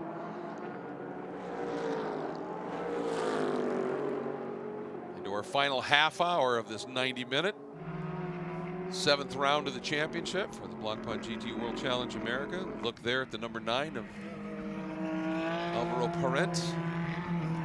Lander's not taken off from these guys too far. Gap's still around 4 seconds. But again, he's smart. He may be feisty, but he's very smart. He won't want to be burning off the tires on that Ferrari in case there's a reset at the end here. You'd have to think that Parent is playing the same game, just sitting back enough where he's not losing the aero or generating any understeer, picking up the wash from that teammate's Bentley in front of him. Just hoping that there's an opportunity that comes back to him later in the going. Long way to go yet, 28 minutes still on the board. You bet. Preservation is key here. Unfortunately, not going to see that unfold for the number 31 TR3 Ferrari. Ryan, we were overhearing a little bit of Guy talking. Fill us in. Let's get the details from Guy Cosmo. It had been such a great story this weekend. You guys back in the series, showing a great pace with TR3. Unfortunately, we're talking to you and the race is still going on. What happened, Guy? Yeah, right after I left pit lane, you know, I had no radio communication with the guys. I figured, okay, you know, obviously I'm aware. I'll look at the flaggers. I'll figure this out. There's no other pit stops to do. So, but very shortly after that, lap 2 or 3 that I was out there, I was getting a low battery voltage warning. You know, typically that means you've slung a belt or something's wrong with the alternator. I was thinking the guys could still hear me, and I was asking for a pit board if they needed me to pit. Again, not being familiar with the 488, I'm not sure what all the procedures should be in regards to how detrimental that is if we lose the belt or something. So it just started to lose power, and it was getting slower and slower. I started to be able to smell a little bit of smoke and some coolant, so I figured I need to get this car in. I don't know how bad it is, but I don't think it's good. Is tomorrow in jeopardy, or is that too soon to say? I think with these guys, nothing's in jeopardy. They have the will to get through anything, and so do we. So I just feel terrible. Patrick had a great run. He had a solid race. He was doing a great job. I was looking forward to getting in, but immediately I felt like something was wrong, and then I saw that warning. So we'll get back at it again tomorrow if we can, hopefully, and we'll go back and assess. Well, as I said, yeah, it's great to have you in the championship. Best of luck. Hopefully see you back out on track tomorrow. Get that Torxen car out there tomorrow. Yeah, it's true. Patrick had done a very nice job. Super run. Yep, very impressive. And there's the number 38 in as well, the K2R Motorsports entry. Alex Barron teamed up with Kevin Milstein. Of course, Alex, a lot of, and I was announcing the Atlantic Championship when he was coming up through that with Lynx Racing, and he was just a rocket ship. He was. Does a lot of coaching now, works with this team quite a bit, so it's a good opportunity for him. Yeah. Here is Tony Vilander. Just keeping that margin. It's right about that 4.4 seconds, 4.5 second range here for a few laps here now. Yep. Running lap times about 2 seconds off his best. As I say that, he does run about a second off his best. Still plenty in the tank, it seems.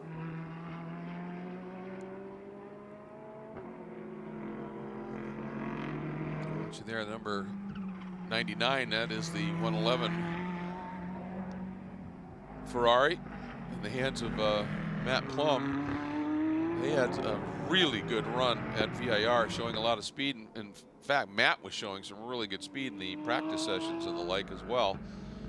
Unfortunately, the car just a little bit too far down for him to be able to fight for it right now. So look at Marco Holzer. Had a good run. Yeah, I remember Hensler was running behind the sister Allegra car and Headland early in the going. Then he started to make some moves. They obviously had a very good pit stop. Got Holzer out in front of Cameron. Cameron's about 2.5 seconds back. Take a look here at Mark Miller having a little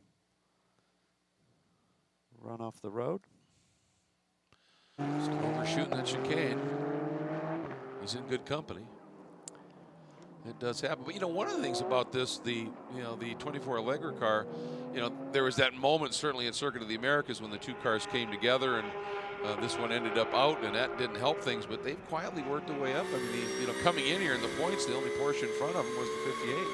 Yeah. You know, it's a good driver pairing. Good to see Marco back in the game. Kind of fell off the radar a little bit a couple of years ago, but Wolfie, longtime Porsche factory pilot. And just a great asset for any team, so much experience.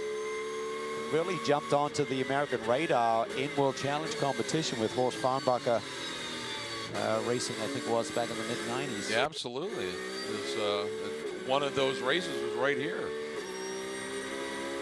where he showed up on the radar and won in his first appearance in the championship, and everybody went, who's this guy? Yeah. And didn't take long to find out. He's just turned into one of the best.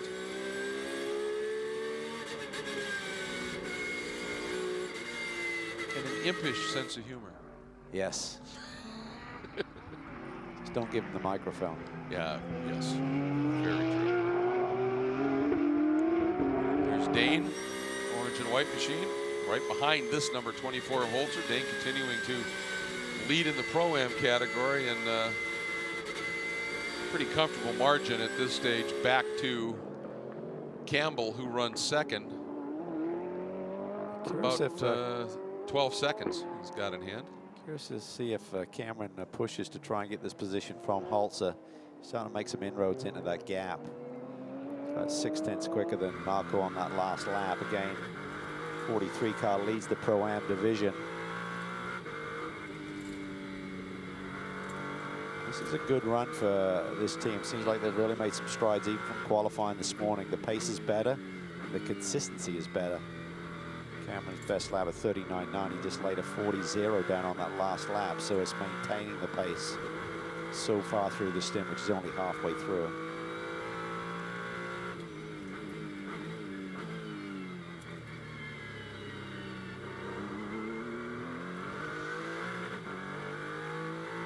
Seems to be working very well. Yes, it does. Turns in, minimum wait time, and then hard on the power without detecting any wheel slip coming off. Boy, that's a wicked bump. Yep. Still isn't hitting like we heard Kurt say qualifying this morning. That was slapping the ground with his Mercedes AMG with the crowd strike entry. Cameron takes another half second out of that gap to Holzer.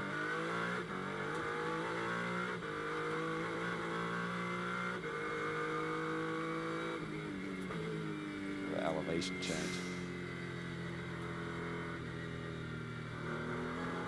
How patient you have to be mid-corner there. Now the elevation change, but also the blind entry. And I mean, you don't even see the rear deck of that Porsche when you turn in. And I mean, it's it's commitment. You better be in the right spot. Yeah. 3 is even more amazing. That was the one that really got my attention. Is that right? Yeah.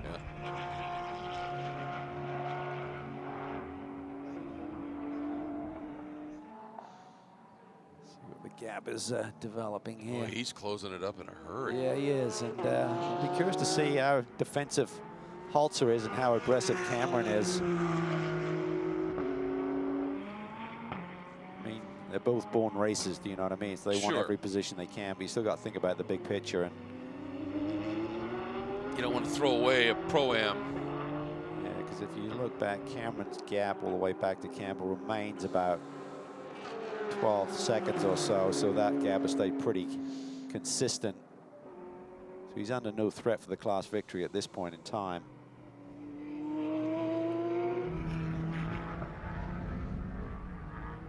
For the longest time, that margin Vilander to Soule was in that 4 to 4.5 second range. It's up to 6 now. Yeah.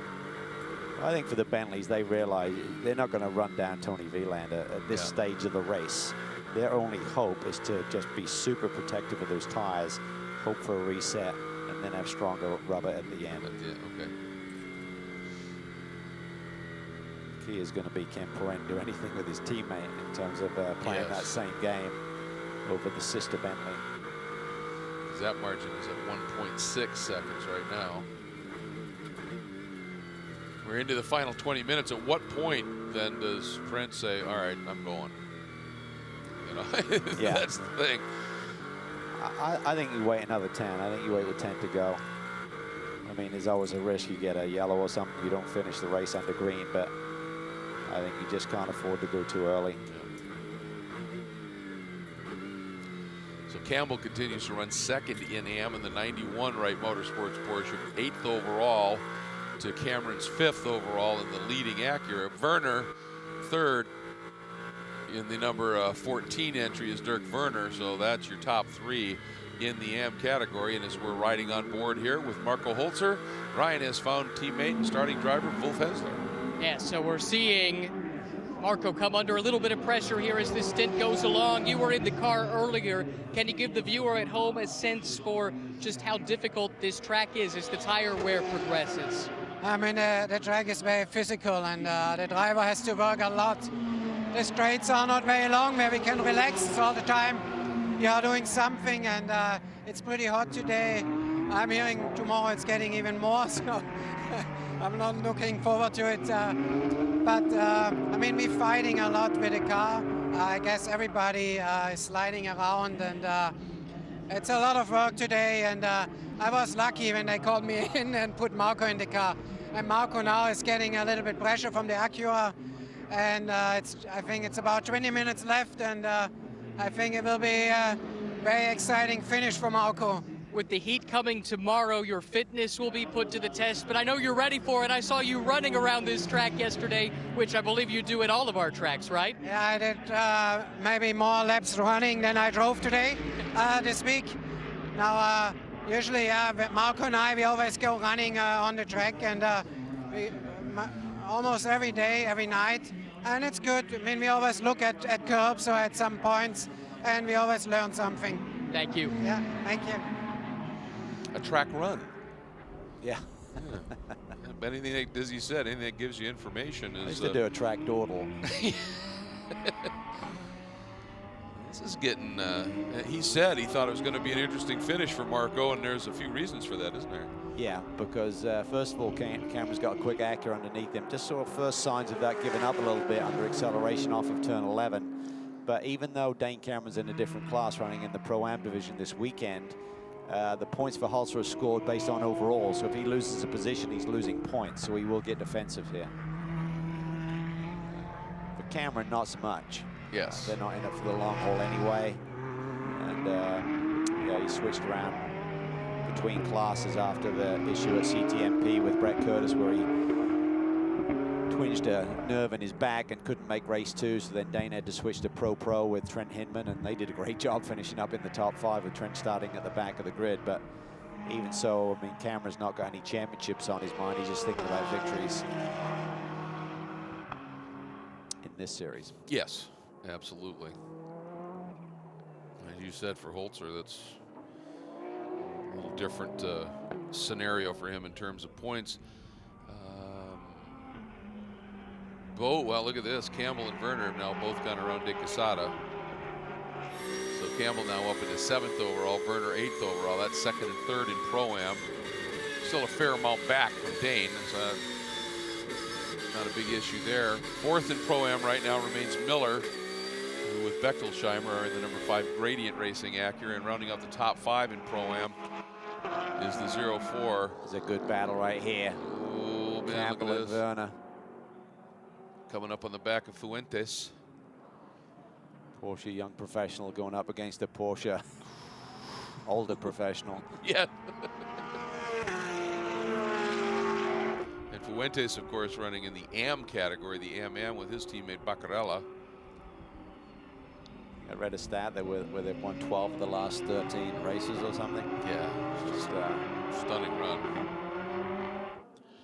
I think we need to give a little bit of a shout out. Andy Lally now behind the wheel of the number 19 111 Ferrari, and right there 6th in the Pro-Am category, not too far adrift. Hard to believe it's taken Andy this long to do a race a Ferrari. I know. I'm sure he's tested them and coached them, but he just hasn't raced one.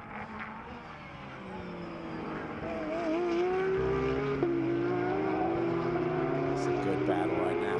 That is. Campbell and Werner. Weren't they teammates? They won Bathurst together, didn't they? Because it was Campbell, Werner, and Olsen. Yep. Yeah. And running for Earl Bamber Motorsports. Yeah.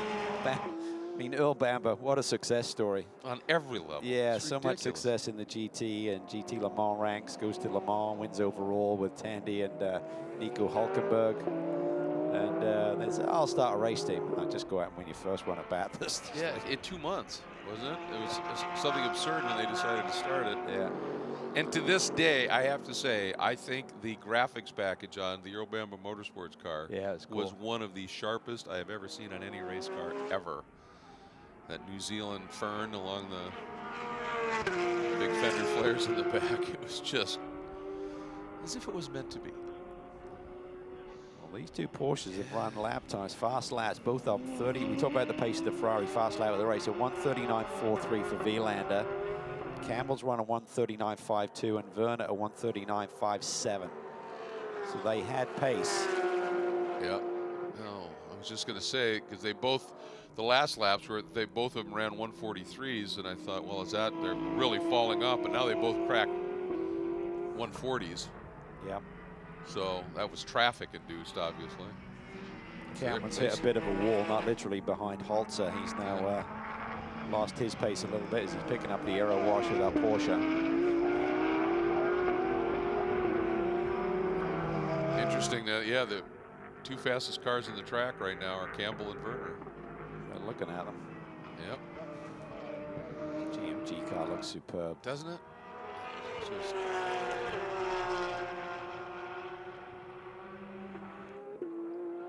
Just really sharp.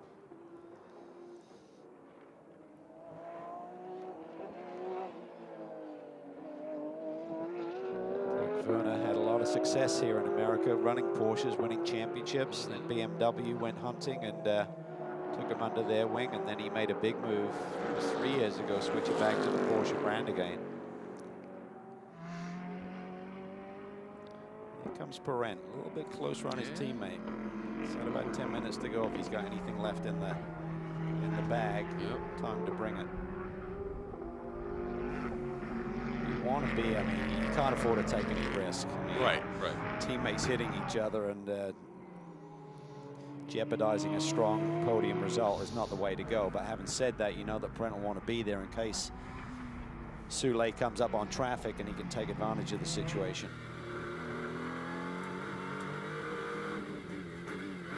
Nice job there. The Ferrari down lap, drifting over and letting Dane have the line. It's Holzer up front. That's the margin. And as you said, it's just completely stabilized, really, hasn't it? Yeah, I think you just get on a charge and you get to the point you just start to pick up the aero, and as soon as you start to overwork or create an imbalance in the race car, it's just going to work more and more on that tire deck. Still a big day. I mean, this was a car and a team that really didn't know who was going to be driving it on Tuesday. Yeah. So to come here and be in with a shot of grabbing another class win is a superb testimony to the job that Petey Cunningham and his whole group do at real time.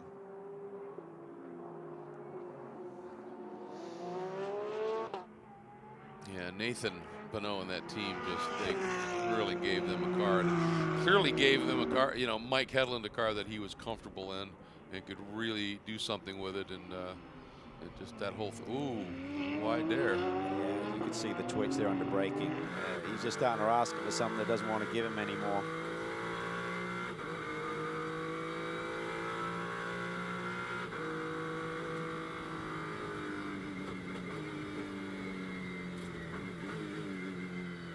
The big areas of concern, talking to the group, is that they can't get the same balance between the high-speed stuff and the low-speed. Seem to be struggling getting the front splitter set for the high-speed corners and maintaining the front grip. Oh, okay. Yeah, but then looking for traction coming off. So sometimes, even though it's low and high-speed corners, different problems. One affects the other in terms of the changes you make to the race car. 10 to go. Vilander, that margin now just consistently hovering in the low 6+ second range. This has been a great day for these guys. The only blip so far has been that Vilander doesn't have pole for tomorrow. But front row is not a bad starting point either. Yeah, not at all. You know, and let's not forget, and no disrespect to Anthony Imperato, but you would have to think as long as Vilander can keep it close to Matt Campbell, that Molina should have a little bit more pace than Anthony to get the win, if that's what it comes down to.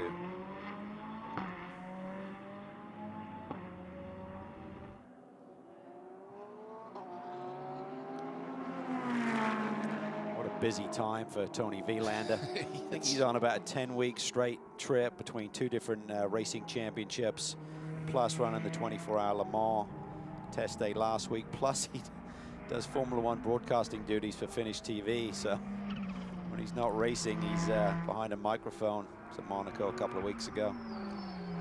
Which I find ironic, because I could have sworn maybe a year or two ago he was talking about, boy, I need to cut back a little bit. Oh, I spoke to him at the banquet at the end of last year, and I said, what's up for next year? He said, I got to cut back, you know. Yeah.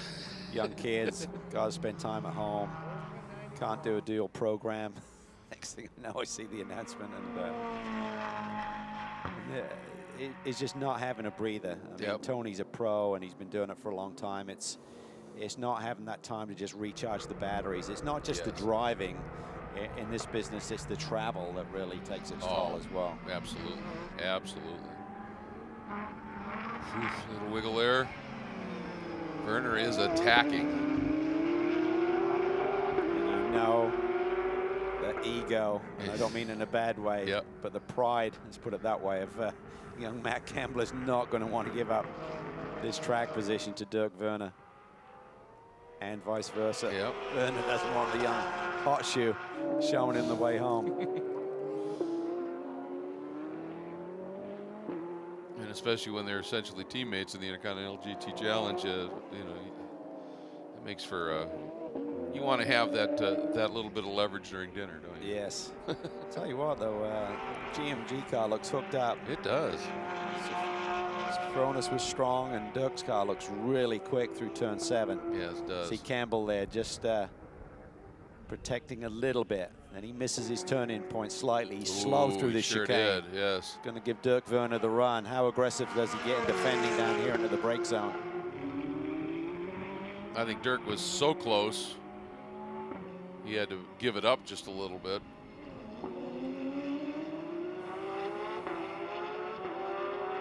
So hard to time that. You would think, okay, I can just take that wider approach, but just to time it and get it right is a real art, and it's very difficult to do because you're still somewhat reliant on the person in front of you getting out of the way before you can fully commit to power. Brent, by the way, the last lap running 3/10 quicker than Soule, but margin still 7/10 of a second. Yeah. So we've got a similar scenario here in both categories. Vielander with a comfortable lead over Soule and Parent, and Cameron with a comfortable lead over Campbell and Werner. So the battle for the second place, the order on the podium for the second steps, that's what's under contest here.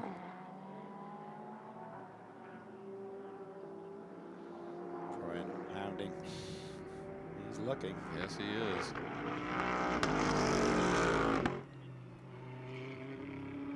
We've really seen any issues between the K-Pax teammates over the years, have we? Not really. Not really. You know, something I wanted to mention here, as you mentioned, speaking of teammates, at Canadian Tire Motorsports Park, Alvaro's win has tied him with Randy Popes as the winningest driver in K-Pax history with 20, I think it's 14 wins apiece. Wow. So his next win, he will become the winningest K-Pax driver. So it's a pretty stout achievement. Yeah, very much so. Randy was the benchmark in World Challenge for a lot of years, no question. You could say the same that Parent is now. So yes. A huge success rate over the last handful of years. Yep, exactly, exactly. You beat Alvaro in a straight fight. That is a big, big accomplishment. I agree. And the guy that might just be able is named Soule. He's a Bentley factory boy. Yep. For a reason. He's good. He's really good. They got a really strong lineup. I mean, I think it's very well suited. I mean, Soucek and Alvaro know each other quite well. I think Soule's been a great guiding. Not that Baptista needs a lot of guidance. He's just an immense talent, but I think just that little bit more experience in that car really helps Rodrigo as well. Yes, yes. Well, you know, Parent is Portuguese and Soucek is Spanish. They're neighbors essentially, and you know, Baptista and Soule, Brazil, Belgium, will start with B. Yes. I don't know. There you go. I love it. Go with that. Go with that. Oh. All right, into the final 4 minutes here. Okay, Alvaro, let's go. Yep, see what the margin is. That's down to 6.5 here. Vierlander's just in management mode right now, I'm sure. Ooh, I think Alvaro is going. Yeah. is throwing it at it right now. Same story, Werner and Campbell. There they are at the bottom of the screen. That's how close this battle remains for second in Pro-Am.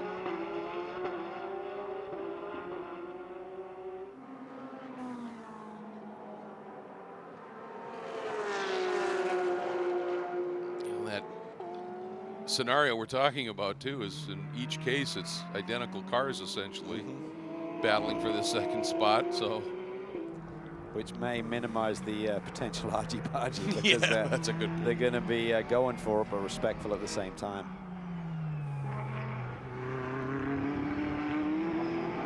Three minutes to go.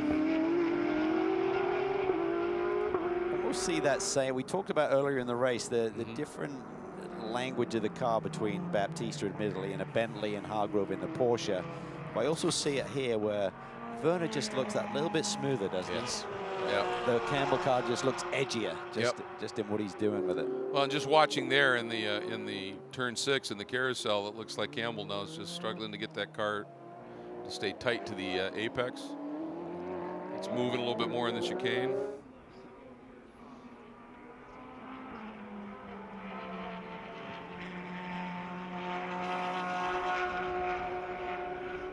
And traffic. That's the key. That's where you got to keep the pressure on. Same for Perrent and Soule. Just be close enough in case there's a bobble or a big lift that your man in front has to do. You can just whistle by. Yes. Coming up in the back of Lally and then number 19. 111 competition Ferrari.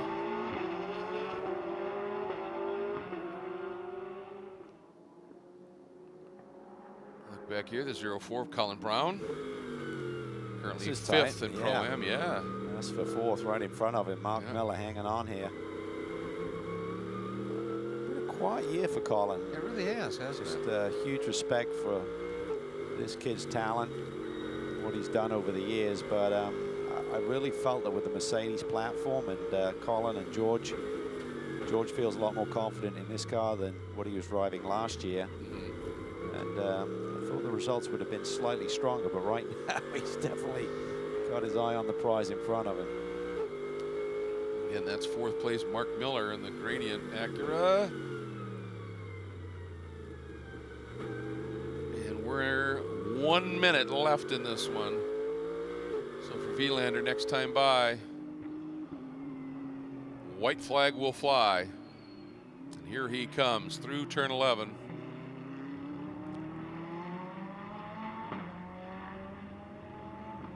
Around looking for that white flag. One more lap to go here at Sonoma Raceway. Tony Vilander, Miguel Molina, R. Ferry. As we go back on board the CrowdStrike Mercedes of Kurtz and Brown behind the wheel right now.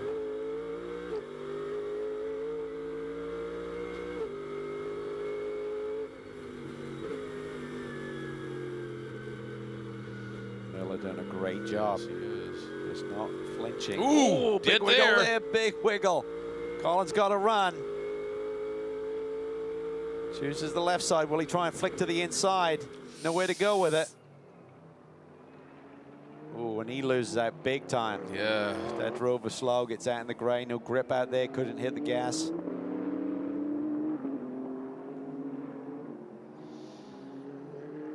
Well, he had to make the decision to not lose that run, didn't he? And just ended up, the only thing that Miller smartly was giving him was that outside. As Tony now for the last time working through the legendary S's here at Sonoma Raceway. I tell you what, we saw those problems with the wheel gun and getting the wheels changed. If that had been delayed just 3 or 4 more seconds, we could be looking at a totally different complexion with Tony trying to chase down those Bentleys. But they had enough in hand with the gap that Molina had built to get away with the snafu in pit lane. And even taking that back a little bit farther, if Hargrove hadn't had the issue at the start and was there in second, that complexion could have changed. But that's the ifs of motorsports, isn't it? And the simple fact of the matter is Tony Vilander, Miguel Molina, R. Ferry, and Ferrari win at Sonoma Raceway and pad that point lead. Soule fending Perrent off for second and third on the podium. Got long. He's chased down that group in Sure front has. of him. Here comes Cameron, though. This is going to be for the win in Pro-Am, and what a story as Acura wins Pro-Am with real time. And Cameron and Mike Hedlund, he might just be the story of this race. Pat Long had a fast race car. Hargrove showed it at the front end of this race. Big problem in pit lane. Real-time celebrate, their second Pro-Am win of the year. Brett Curtis taking that victory with Dane Cameron at VIR on debut. Yeah, absolutely superb run here. I mean, clinical for this our Ferry team here, wasn't it? Yeah, they were tough. Third win of the year.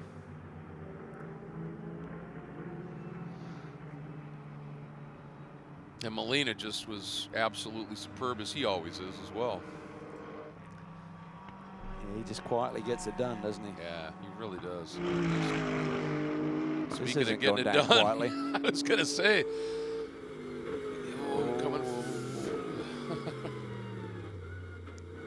Oh, I think Colin tried to roll off the brake there, maybe loosen up a little bit. Wasn't quite close enough to make it happen.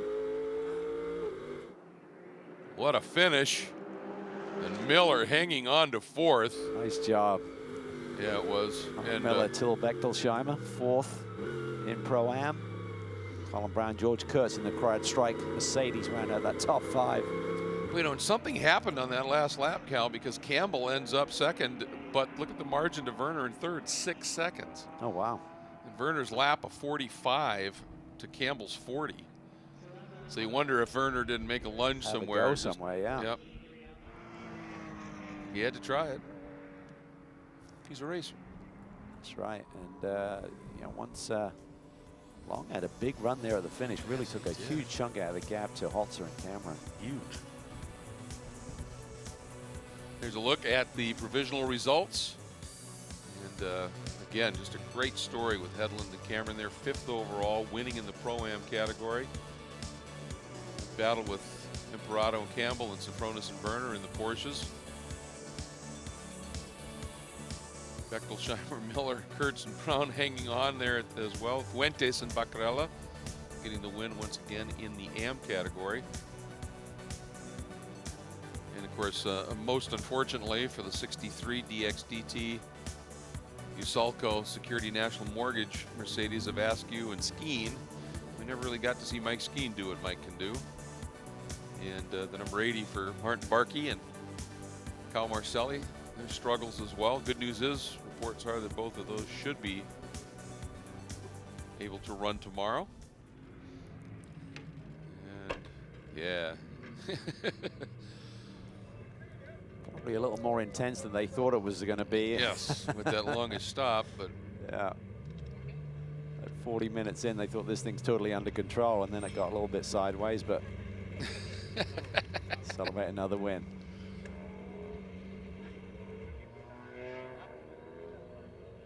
well, and I mean, you know, to put it in perspective, had Molina not had that run, he would have had a lot less margin with that pit stop. Ryan? It's a happy celebration down here, that's for sure. Miguel came leaping in to congratulate you, Tony. How much fun was that today? It was good fun. A new track for both of us, and I think also for our team. So we are missing our engineer Roberto Capotosto, who is at home. So Luigi Dindo, perfect replacement. The godfather, the king of Sonoma, was with us. So really good. This is a hard track for the tires. So basically Miguel did our victory in the beginning, just awesome pace. A little bit aggressive in the start, but you need to be. Scott Hargrove is one of the toughest fighters of our opponents, so great job, great moment going into turn one at the start. A bit scary, but after that, just a clean pit stop, and then was a good run. Miguel, this track is a difficult one to wrap your head around. How were you able to adapt to it so quickly? Yeah, actually, I didn't expect the degradation that the tires has here. It's a huge degradation on tires, and we had to manage this. Actually, we were in my stint, we were like 6 seconds slower than qualifying, so it was all about the tire management at the beginning.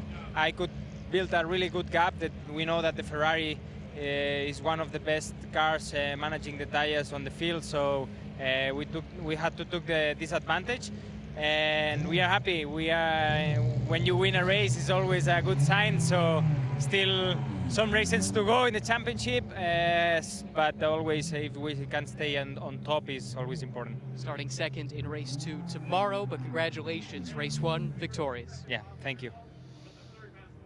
Yeah, they've just been a magical pairing since it started at the beginning of last season. And, you know, this is where you see, just as we take a look at some of these highlights, a pro like Molina, never been here before. Little touch there, wasn't there? Yeah, that's what Tony was talking about.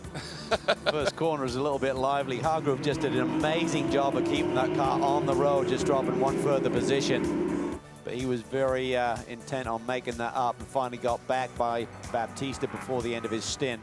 And then Hedlund making the jump around that Allegra Porsche to get up into the top 5. And then this moment, Hargrove giving it another go here. Yeah, just good hard racing here. Baptista read it perfectly, gave him some racing room, and then had the inside line for the carousel. And right here completed it. Made sure that he didn't get through. Hargrove wisely not leaving the door open for Soucek to come through. Bit of a moment here as the Allegra car skated, and Michael de Quesada bouncing through the chicane. And the over-under here playing out. Was Dane able to knife through, but boy, he had to go deep on the brakes, didn't he? Yeah, he did, and as you pointed out, Michael wouldn't have had very clean tires after that momentary off, so made the task a little bit easier. And then the checker for the 3rd time this year for our Ferry, and Vilander and Molina. As I said, you know, Tony's run here before, but for Molina to learn the track that fast, that's the sign of a real pro. Let's get back down to Ryan with our Pro-Am winners. Dane Cameron and Mike Hedlund got it done in Pro-Am. Dane, you had the closing stint. You also had some out-of-class traffic that you had to deal with. You knew they were going to be aggressive. How did you manage that? Yeah, I wasn't really too worried about them. I just thought if I had some pace to go by, I didn't want to get held up and get pushed back into the Pro-Am category. So for me, I mean, finishing higher up overall is always nice. It's a nice little bonus, but it really doesn't mean anything. At the end of the day, we're in Pro-Am, so we're here to win Pro-Am. We did that. Mike had a really great opening stint. Did a phenomenal job in qualifying to be P1, first time in the car for him, so we're lucky to have him available this weekend. And yeah, great to get another win here. And thanks to Real Time, HPD, Acura for a great car, and we'll see if we can get another one tomorrow. How impressive was Mike? Just a plug-and-play solution, it looked like. Yeah, it was good. He did a great job. He felt comfortable right away, so again, speaks volumes of the capabilities of the NSX GT3 Evo.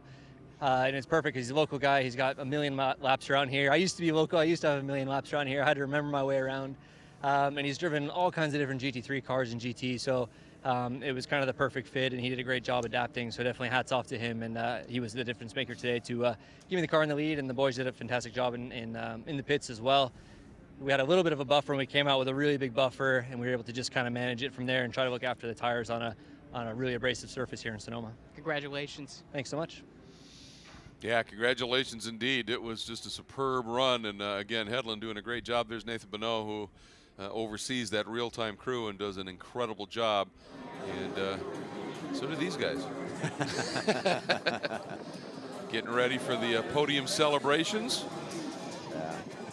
It's a hard-working team. I'm sure they're going to be discussing that little bit of a delay in that stop, and we'll get that solved in a hurry.